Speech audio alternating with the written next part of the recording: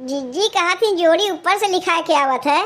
तो छोटकी की जोड़ी कैसन लिखान बा कि एक जनी करिया है एक जनी गोरहर है। भगवान सबका जोड़ी बना के भेजथिन, करिया और गोरहर बना के ना भेजतिन। तब वो जीजी छोटकी के देखा था कितनी गोरहर बा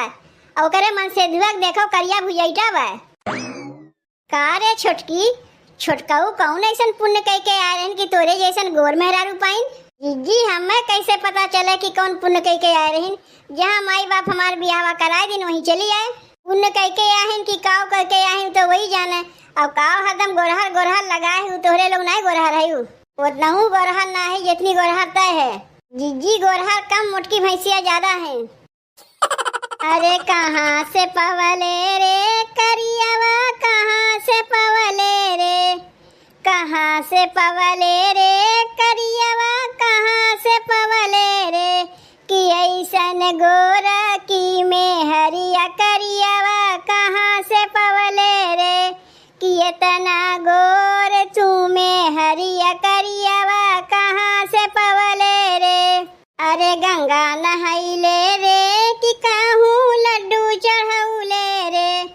गंगा नहाइले रे कि कहूँ लड्डू चढ़ौले रे, तो वैसन गोरा की में हरिया करियावा, कहाँ से पवले रे,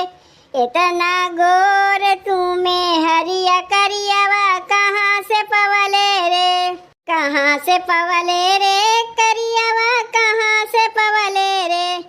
कहाँ से पवले रे करियावा, कहाँ से पवले रे, कि ऐसन गोरा की में हरिया करियावा, कहाँ से पवले रे,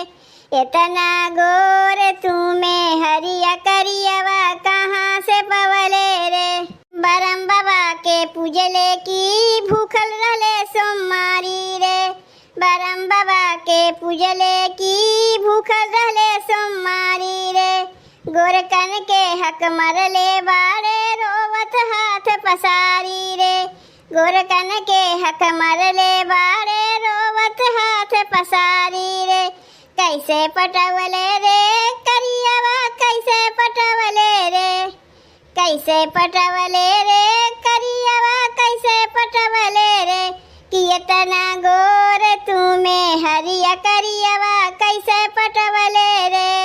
ऐसन गोर तू में हरिया करियावा, कहाँ से पवले रे, कहाँ से पवले रे करियावा, कहाँ से पवले रे, कहाँ से पवले रे करियावा, कहाँ से पवले रे, कि ऐसन गोरा की में हरिया करियावा, कहाँ से पवले रे, इतना गोर तू में हरिया करियावा, कहाँ से पवले रे, ऐसन गोरा की में हरिया करियावा,